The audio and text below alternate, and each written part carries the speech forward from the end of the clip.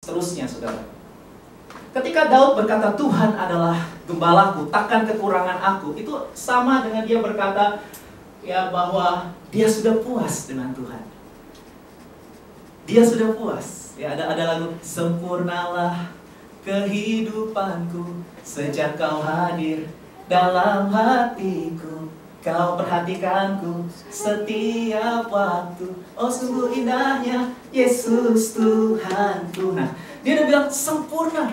Jadi dia udah puas. Karena Tuhan adalah gembala dia, maka dia udah gak butuh apa-apa lagi. Tuhan itu cukup bagiku. Aku puas dengan dia. Aku mengalami kenikmatan hidup dalam dia. Dalam terjemahan New Living Translation dikatakan, The Lord is my shepherd. I have all that I need. Ya, Tuhan adalah gembalaku dan aku sudah punya semua yang kubutuhkan di dalam dia. Aku sudah puas. Aku menikmati dia, saudara. Itulah spiritual life. Itulah hidup rohani. Jadi kita mulai bisa mengukur bahwa kerohanian nggak diukur dari seberapa sering kita ke gereja. Bukan aktivitas kuantitas, bukan saudara. Ya, bukan aktivitas lahiriah. Tapi kerohanian kita diukur dari sejauh mana saudara menikmati Tuhan. Sejauh mana saudara puas dengan dia. Ya, sejauh mana saudara bisa merasa cukup dengan Tuhan sehingga saudara nggak perlu menyimpang kepada berhala-berhala yang lain, saudara ya, seperti uang, seksualitas, cinta yang palsu. Saudara nggak perlu beralih ke berhala-berhala itu lagi karena saudara sudah feel sempurna, saudara sudah perfect, saudara sudah cukup puas, content dengan Tuhan. Ya, bahkan ada lagu yang berkata you more than enough. Ya, bahkan kau lebih dari cukup, saudara. Nah, dari situlah kehidupan rohani kita dimulai, saudara. Para teolog pernah menuliskan dalam Katekismus Westminster mengenai tujuan hidup manusia. Ya, dikatakan bahwa tujuan hidup manusia adalah to glorify God and to enjoy Him forever. Ya, tujuan hidup manusia itu adalah untuk memuliakan Tuhan dan untuk menikmati dia selama-lamanya. Ya, jadi kalau hari ini saudara masih galau, saudara masih bingung mengenai tujuan hidup, ya inilah tujuan hidup kita semua, ya, bahwa dia mau kita memuliakan dia dan menikmati dia selama-lamanya. Bilang sama kanan kiri, memuliakan Tuhan dan menikmati Tuhan. Haleluya. Ya, 2M, memuliakan Tuhan dan menikmati Tuhan. Jadi saudara yang sekolah, saudara yang bekerja di pabrik, saudara bekerja di toko, saudara bekerja dimanapun, saudara harus mengerti satu hal, saudara hadir di tempat itu, ya, untuk tujuan memuliakan Tuhan dan menikmati dia sampai selama-lamanya. Amin? Ya, itulah tujuan hidup manusia, saudara. Nah, pertanyaannya sekarang adalah, bagaimana sih ciri orang yang rohani? Bagaimana ciri orang yang hidupnya puas dengan Tuhan, yang menikmati Tuhan itu ekspresinya bagaimana? Cirinya bagaimana? Nah, hari ini saya mau ngebahas apa sih ciri-ciri dari orang yang spiritual life, orang yang punya kehidupan rohani yang baik, ya. Yang pertama, saudara, ciri dari orang yang hidupnya menikmati Tuhan atau puas dengan Tuhan, orang itu akan bahagia. Ini poin saya pertama, katakan bahagia. Bahagia. Ya, ku berbahagia. Ini lagu lama juga, yakin teguh, Yesus abadi. Ini alasan dia bahagia. Yesus abadi, kepunyaanku. Ini alasannya. Aku warisnya, ku ditebus, ciptaan baru, Roh Kudus. Ini spiritual life. Aku bernyanyi bahagia. Karena apa? Memuji Yesus selamanya. Aku bernyanyi bahagia. Alasannya, memuji Yesus selamanya. Saudara, ciri yang paling kelihatan, ini praktisnya ya.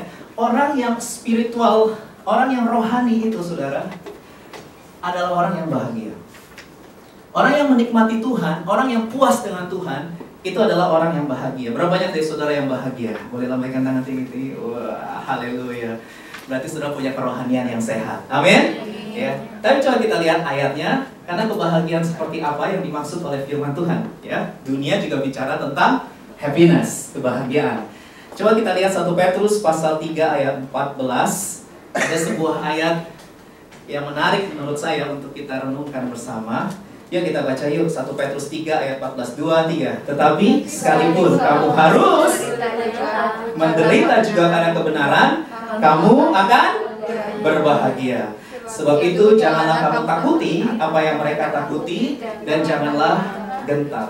Saudara, Alkitab berkata sekalipun kamu harus menderita karena kebenaran, kamu akan berbahagia. Saudara, kalau saudara renungkan ini, kalimat ini adalah kalimat yang tidak populer. Halo? Kalimat ini bukan kalimat yang umum, saudara. Bukan kalimat yang umum. Karena mana ada orang yang menderita bahagia? Siapa di sini yang menderita bahagia? Mari angkat tangan tinggi-tinggi, saya mau doakan. Siapa yang mau mengalami penderitaan? Mari maju ke depan. Saya juga nggak pernah ada dengar pendeta. Saya udah Kristen lahir baru 15 tahun, saudara. Saya nggak pernah dengar ada pendeta menantang. Siapa di sini yang mau menderita? Mari maju ke depan. Saya mau doakan. Nggak ada, saudara ya. Pendeta pasti kalau ajak orang maju ke depan adalah siapa yang mau terima Yesus? Siapa yang mau terima anugerah? Siapa yang mau terima baptisan Roh Kudus? Siapa yang mau terima api Tuhan? Siapa yang mau terima rohnya, pengurapannya, kuasanya, berkat-berkatnya? Haleluya, amin, amin. Itu nggak ada pendeta yang bilang siapa yang mau menderita. Ya mari angkat tangan tinggi-tinggi. Nggak ada, saudara. Nggak ada juga yang berani ngangkat. Ya kan, saudara juga nggak mau pasti ngangkat. Tapi ayat ini berbicara justru orang yang menderita adalah orang yang bahagia. Nah, logika umum di dunia adalah orang yang bebas dari penderitaan baru orang yang bahagia. Betul nggak? Bebas dari penderitaan jomblo. Wah, roh jomblo sudah usir jomblo ya, roh jomblo sampai dibilang roh ya. Ditengking tiap hari karena bagi dia itu penderitaan. Jomblo itu penderitaan. Umur udah makin banyak, kalau kondangan apa tuh? Kalau pesta nikah ketemu teman-teman mana ya. Saudara yang usia 20 ke bawah nggak ngerti ucapan saya ya. Saudara bingung tanda tanya nih. Ini ngomong apa sih? Ya 20 ke bawah soalnya ya. Tapi kalau udah angka 3 nih, saudara, yang 30 ke atas apalagi wanita udah mulai mikir ucapan saya. Nggak usah angka 3, yang 25 ke atas aja udah mulai deg-degan, saudara ya. Aduh, ini roh jomblo kok nggak keluar. Ya aku usir, ini penderitaan batin buat aku ya. Penderitaan buat dia itu jomblo, saudara. Nggak bisa bahagia. Kapan dia bahagia? Ketika dia bebas dari roh jomblo. Artinya apa? Dia punya pacar. Ketika dia punya pacar, baru dia bisa bilang, ku berbahagia. Bilang sama sebelah, betul nggak gitu? Iya nggak, saudara? Kapan orang dibilang bahagia? Yang student, yang Hakseng, kapan? Ketika dapat nilai A. Dan kalau bisa kata Winda, A-nya harus A+. Kalau cuma A doang, ya nggak bahagia. Pasti begitu. Ya kalau cuma dapat C, apalagi D, ya pasti nggak bahagia. Pasti mukanya seperti saya ini, saudara, lemas pasti. Tapi kalau dapat A, apalagi A+, baru dia bisa bilang bahagia. Betul nggak? Halo, kebahagiaan kita tergantung dari hasil. Kebahagiaan kita tergantung dari situasi dan keadaan atau orang-orang yang ada di sekitar kita. Ketika semua orang gak ada yang jengkelin kita, semua orang setuju sama kita, semua orang baik sama kita, semua orang ikuti semua yang kita inginkan, apapun yang kita inginkan jadi kenyataan. Seperti di film Doraemon ya, apapun selalu ada karena ada kantong ajaib. Mau kemanapun ya, segala keinginan bisa dikabulkan, baru bahagia. Itu logika dunia, betul, dan itu wajar ya.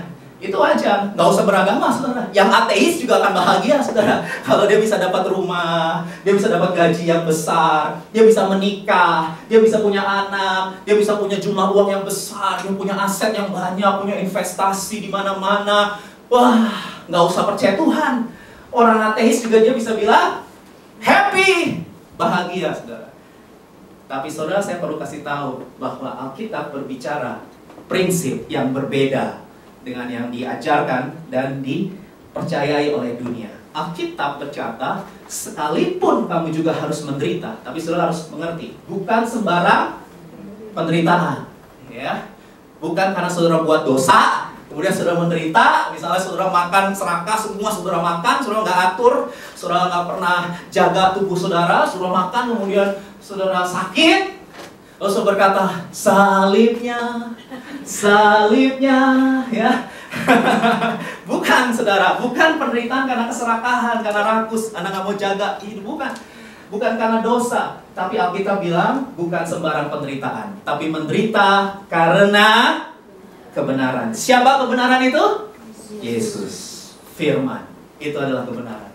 Jadi karena saudara mengasihi Yesus lebih dari perasaan saudara, saudara mengasihi firman lebih daripada keinginan saudara, dan saudara bersedia ikut Yesus, ikut firman, sekalipun perasaan ini gak enak, sekalipun keinginan saudara tidak dikabulkan, tidak terjadi, tidak menjadi kenyataan, tapi saudara berkata, it's okay, Hencana yo, gak apa-apa.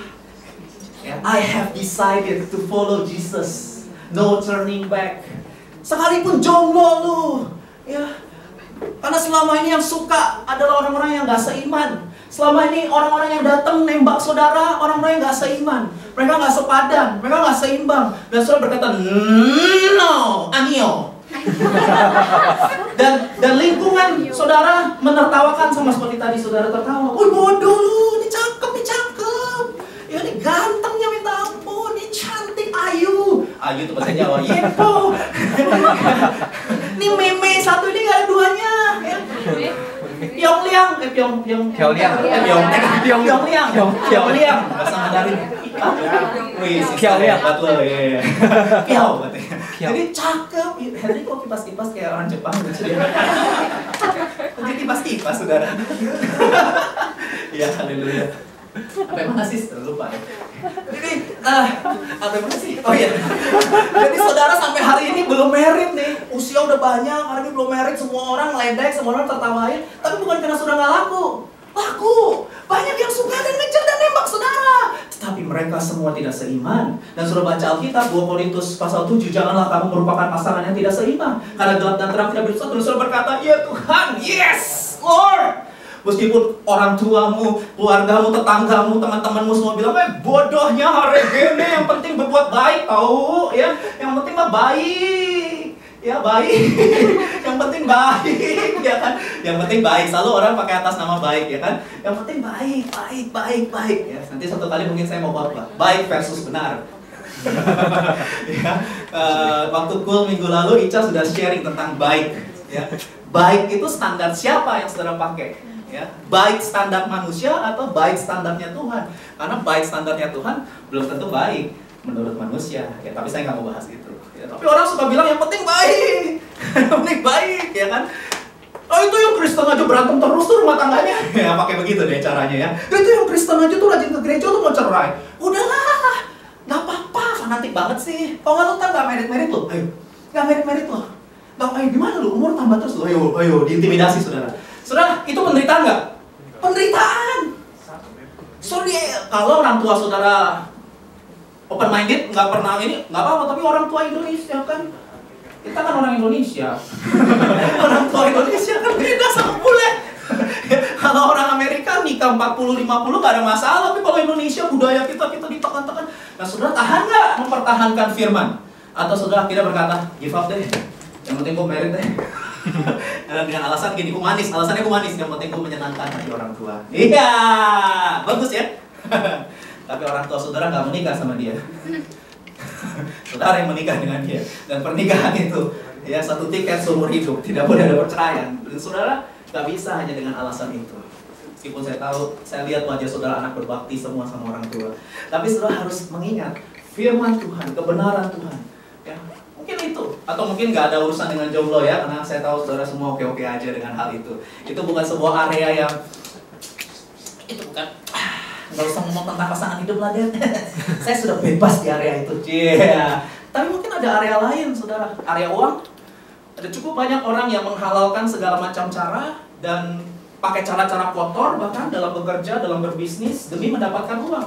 Karena apa? Pengen kaya. Pertanyaannya, siap nggak kaya? Karena kebenaran. Nggak ada yang amin. Karena kita diindoktrinasi sejak kecil harus sukses.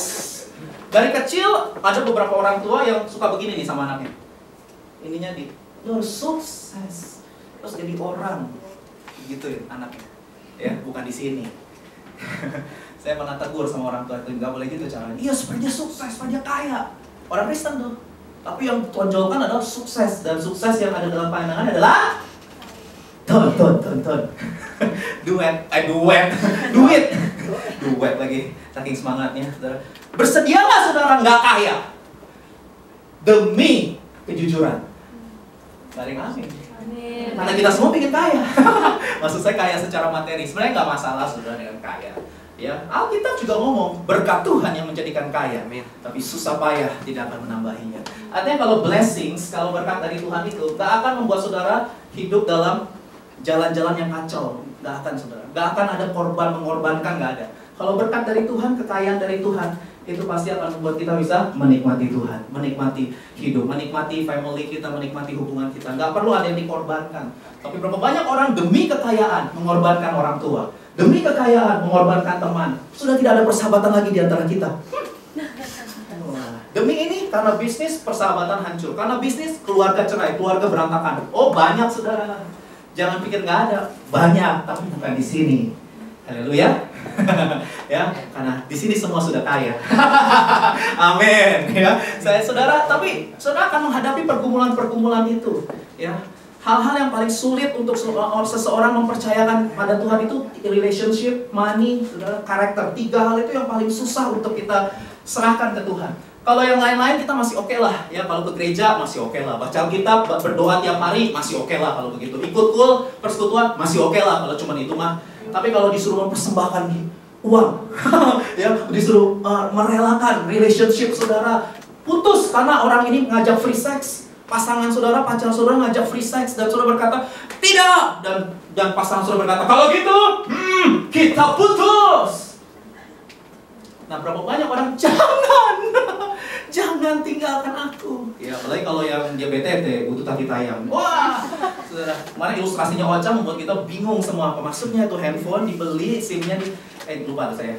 SIM kartu dipakai, udah dites, katanya SIM kartu udah dipakai, tapi nggak jadi dibeli. Ya artinya sudah diobok-obok, udah dirusak, terus nggak nikah.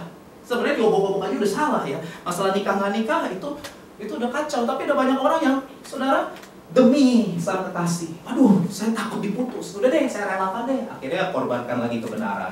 Saudara melakukan kenajisan, hal-hal yang melawan firman Tuhan. Siap nggak? Apalagi di era yang sekarang ini, di mana hak asasi manusia dijunjung tinggi, ya.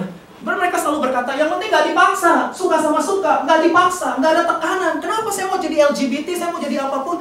Kan gak ada tekanan, gak ada paksaan. Ya, dan mereka selalu lagi teriak-teriak mengenai hak asasi manusia. Bukankah Tuhan itu kasih? Dan lain sebagainya. Saudara, aduh, penderitaan. Untuk mempertahankan kesucian hidup, mempertahankan kebenaran di era modern, apalagi sekarang lagi ada di Korea. Ya, sebuah negara yang maju, saudara. Yang mereka utamakan cuma duit, dan duit. Pali. Duit ujungnya, sukses pokoknya. Ya, semua harus itu. Gak beragama, gak apa-apa. Ya, di mana orang tua udah nggak lagi ngedidik anaknya untuk cinta Tuhan. Yang penting adalah number 1. Di sekolah harus number 1, kerjaan harus number 1, semua pokoknya harus number 1. Mau sikat sini, sikat sana, nggak apa-apa. Yang penting kamu jadi number 1. Dan ujung-ujungnya adalah money, ujung-ujungnya adalah power. Ya, itu saudara, kita menderita nggak? Menderita. Karena kita nggak bersama dengan mereka. Saudara bisa dijauhi oleh teman-teman saudara, sementara saudara memberitakan Injil. Ada banyak orang yang dijauhi oleh teman-teman yang akan memberitakan Injil.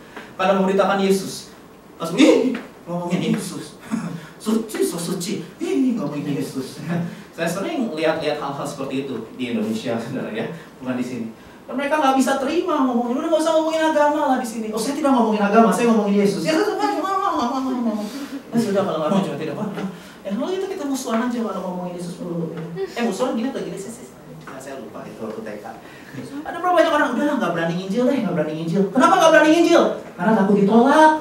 Aduh, saya udah bergaul sama orang ini sekian lama. Masa saya harus memberitakan Injil? Masa saya harus memberitakan Yesus? Ntar kalau dia marah gimana? Ntar kalau dia nggak mau temenan lagi sama saya gimana? Ya kan? Ada berapa banyak orang nggak mau memberitakan Injil, nggak mau memberitakan Yesus, nggak mau memenangkan jiwa. Karena mereka nggak mau menderita, nggak mau ditolak, nggak mau dianggap aneh gitu. Ih, orang aneh dari planet mana sih? Yang planet BIC. Saudara nggak mau, kita nggak mau begitu. Akhirnya kita cari jalur aman, zona aman, saudara. Nah itu cukup banyak kasus-kasus seperti itu. Tapi Alkitab berkata di Matius pasal 5 ayat 10 next. Matius pasal 5 ayat 10. Yuk kita baca sekali lagi, 2, 3. Berbahagialah orang yang dianiaya oleh sebab kebenaran. Karena merekalah yang empunya. Siapa yang mau empunya kerajaan sorga? Sampai katakan tinggi-tinggi. Oh haleluya. Bilang sama kanan kiri, siap dianiaya karena kebenaran. Amin. Siap ditolak teman, dijauhi teman, siap diputus pacar, siap belum bisa married karena saudara sabar masih menunggu the best yet to come, yang terbaik masih akan datang, dan saudara sabar meskipun orang-orang tekan saudara ditekan untuk gak jujur dan saudara tetap mempertahankan itu. Saudara sudah kena atmosfernya Bapak Basuki Cahayapurnama yang terus meskipun ditekan dari segala macam sisi, dicari terus kesalahannya pokoknya ya. Ya itulah fenomena saudara. Orang benar akan terus ditekan saudara. Tapi nggak masalah karena dia udah bilang kok mati nggak apa-apa. Mati aja keuntungan. Nah orang udah bofat kalau ketemu model yang begitu ya kan. Habis mati aja keuntungan bofat. Karena kan paling klimaks adalah hajar bunuh ya kan, paling klimaks di situ. Tapi kalau orang udah nggak takut mati, ya karena penderitaan paling ujung-ujungnya kan kematian. Dan kalau orang Kristen tahu mati masuk surga, jadi nggak ada masalah. Mau diapain juga, saya sudah puas dengan Tuhan, saya sudah menikmati Tuhan, saya udah nggak ingin yang lain. Ya, makanya kenapa Raja Daud bisa berkata, lebih baik satu hari gitu ya di belantaramu daripada 1000 hari di tempat lain. Udah nggak pingin pindah ke lain hati, saudara. Udah nggak bisa pindah ke lain hati. Udah jatuh sama Yesus dan sampai selama-lamanya tetap Yesus. Dia sampai Raja Daud sampai lebih baik satu hari dan menikmati semua kemurahan-Mu. Itu orang rohani. Nggak ada urusan banyak duit atau tidak ada uang. Nggak ada urusan dengan lagi sehat atau lagi sakit. Nggak ada urusan punya rumah atau belum punya rumah. Nggak ada urusan punya pacar atau belum punya pacar, menikah atau belum menikah, duitnya berapa di tabungan. Kerohanian nggak ada urusannya dengan itu. Karena kalau saudara hanya ukur dari situ, saya udah bilang manusia itu nggak ada puasnya. Karena sejak jatuh dalam dosa, kita itu semua udah miskategori itu salah sasaran. Dosa itu bahasa Ibraninya hamartia. Hamartia itu salah satu arti hamartia adalah salah sasaran.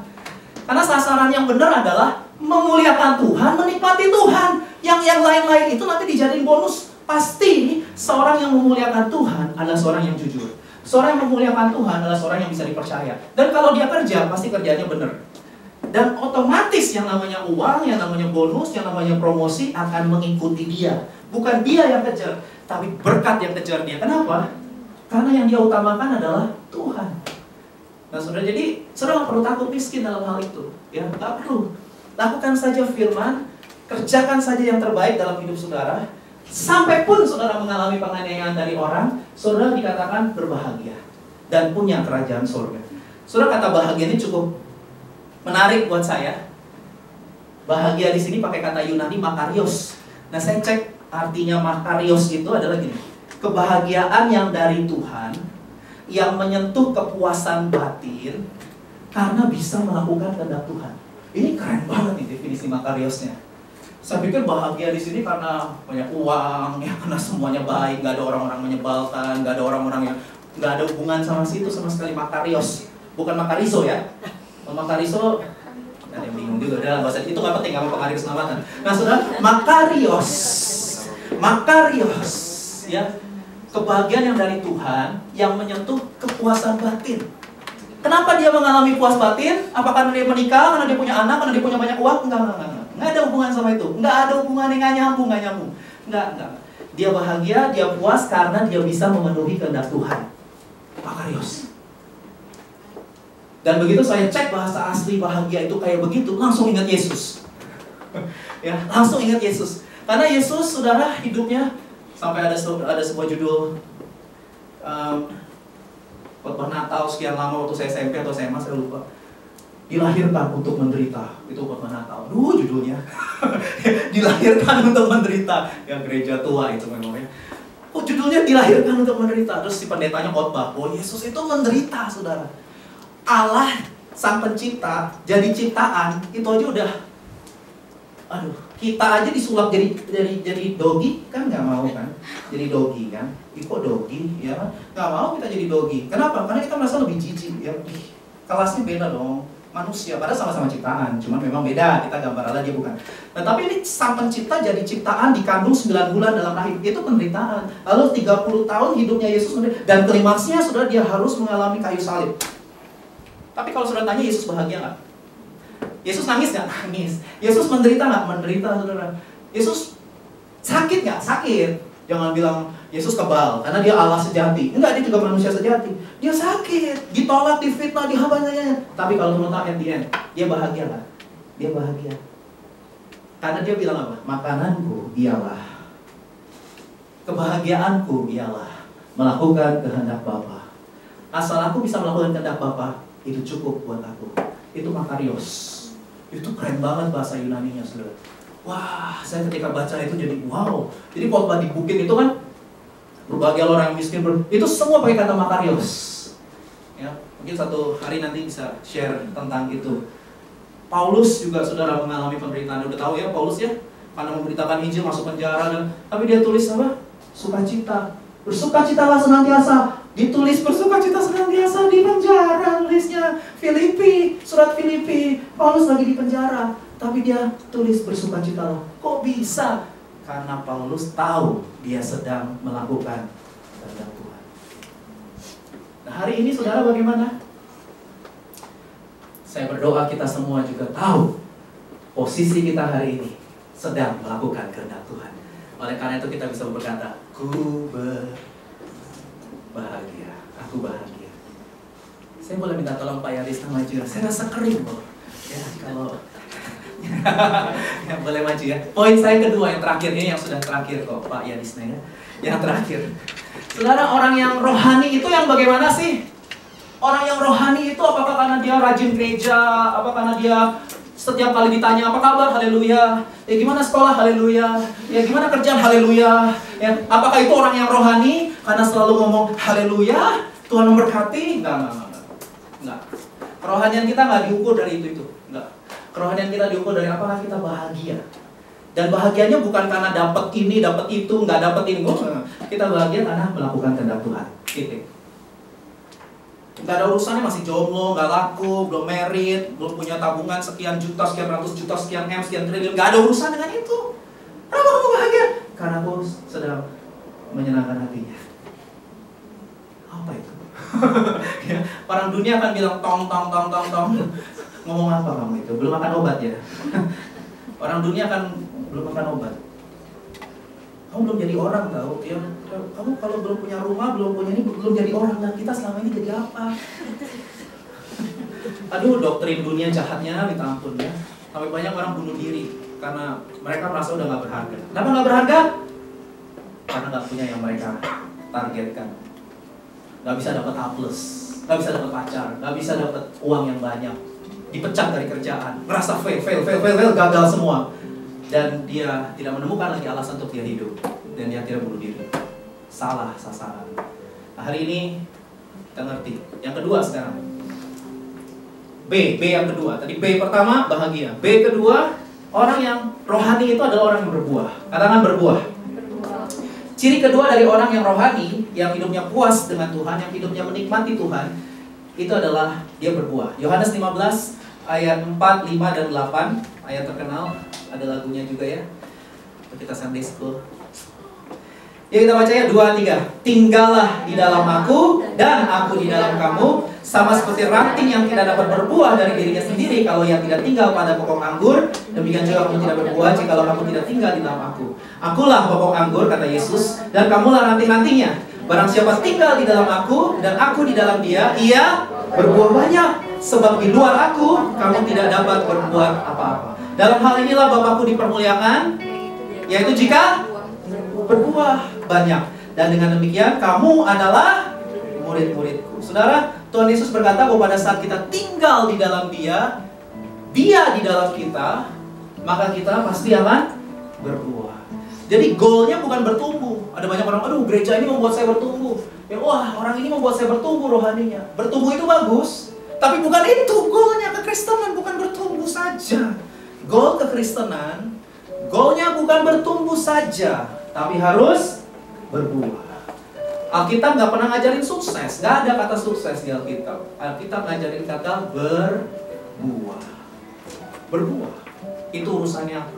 Saudara, bicara buah itu ada 3 hal yang saya amati. Yang pertama, yang namanya buah itu dapat dilihat. Halo, begitu keluar, tahu sekarang Yorem musim panas, pasti kita akan lihat ada banyak subak, semangka di mana-mana. Buah itu bisa dilihat. Betul? Halo? Dan kata soundsigning saya, itu itu semangka enak kalau dicampur Sprite, cider. Jadi katanya disuruh, dia ngajarin lagi caranya ya, suruh potong-potong, masukin baskom, katanya kasih cider, kasih Sprite, dicampur, minum. Wow, enak. Siska pernah coba? Saya, Feli mana Feli? Harusnya kita coba, tadi lupa ya beli ya. Kapan-kapan nggak boleh coba di rumah misi, ya. Anyway, bukan itu yang mau saya maksud. Tapi maksudnya buah itu bisa dilihat, saudara. Ya, ini buah apel, bisa dilihat buah apel. Oh, ini buah jeruk, bisa dilihat, ya. Saudara, bisa dilihat, buah itu bisa dilihat. Kalau saudara berkata, aku murid Yesus, bisa dilihat. Engkau murid Yesus atau enggak, bisa dilihat. Jangan ngomong aja, orang bisa lihat. Yang kedua, buah itu dapat dikenal. Kita nggak terlalu ngerti jenis pohon lah, nama-nama pohon kita nggak tahu. Tapi kita bisa ngerti pohon itu dari mana? Dari buah yang dihasilkan. Karena pohon mirip-mirip. Saya nggak tahu pohon, kalau nggak ada buahnya saya juga bingung itu pohon apa. Tapi ketika saya lihat buahnya, saya baru bisa ngomong, oh itu pohon mangga. Tahu dari mana dia itu pohon mangga? Habis ada buah mangga sih. Itu pohon anggur. Tahu dari mana lu? Itu ada buah anggur. Pohonnya kita nggak tahu, buahnya kita tahu. Jadi buah itu bisa dikenal. Kalau saudara sungguh-sungguh beriman kepada Yesus, saudara mengasihi Yesus, orang lain bisa kenal itu.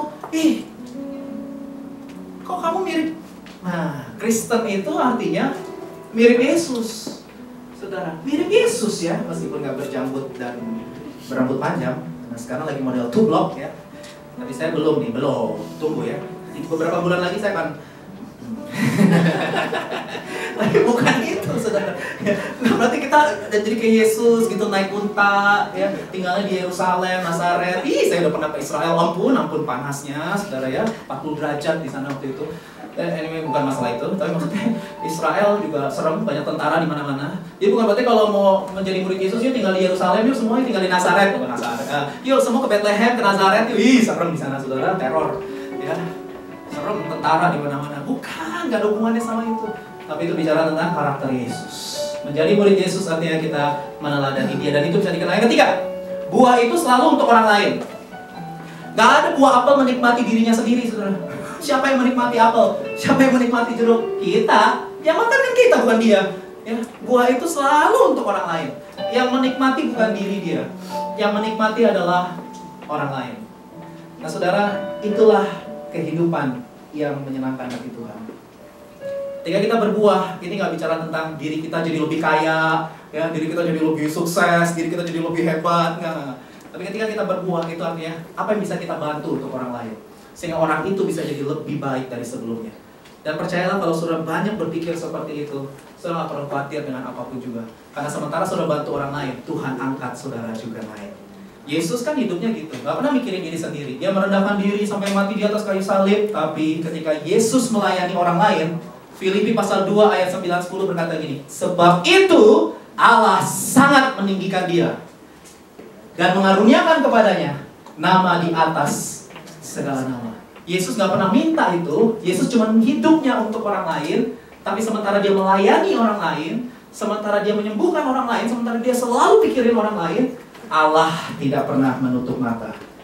Dalam posisi yang sama, Allah angkat Yesus naik dan mengaruniakan kepada Yesus nama di atas segala nama. Yohanes 15 ayat 8 berkata, dalam hal inilah Bapakku dipermuliakan, yaitu jikalau kamu berbuah banyak, dan dengan demikian kamu adalah murid-muridku. Siapa yang ingin memuliakan Bapa di sorga? Lambaikan tangan tinggi-tinggi. Wah, kita semua udah gak bisa pindah ke lain hati. Kita cinta Tuhan ya. Bilang sama kanan kirinya, mari berbuah untuk orang lain. Amin. Yuk. Siapa yang masih dendam sama orang tua, sama keluarga, gak pernah telepon, gak pernah ajak ngobrol, mulai malam ini, ayo mulai telepon, mulai ajak ngobrol Skype, ya, atau WA atau whatever lah. Mulai ajak ngobrol orang tua saudara, keluarga saudara, ya. Mulai, siapa yang nggak pernah tegur-teguran lagi sekarang, nggak pernah nyapa-nyapa lagi, ayo mulai nyapa, mulai tegur lagi saudara.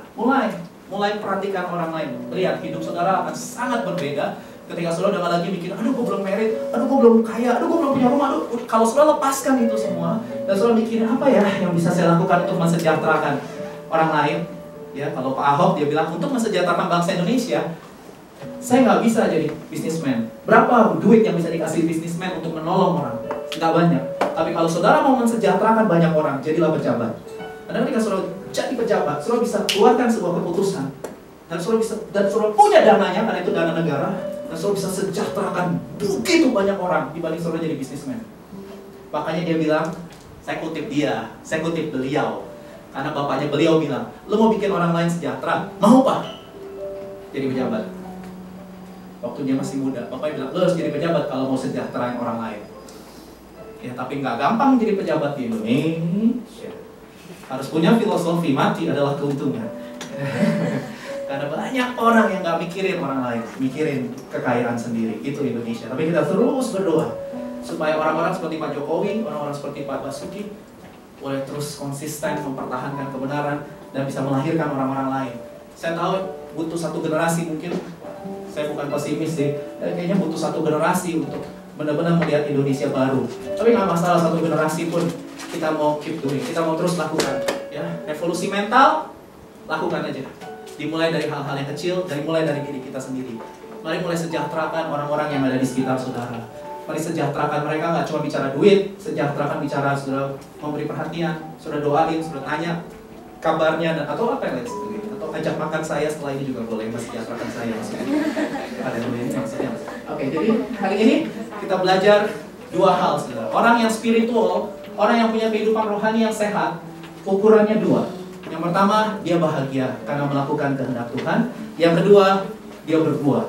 Hidupnya jadi berkat untuk orang lain, sehingga orang lain memuliakan Tuhan karena melihat hidupnya. Amin. Untuk firman Tuhan.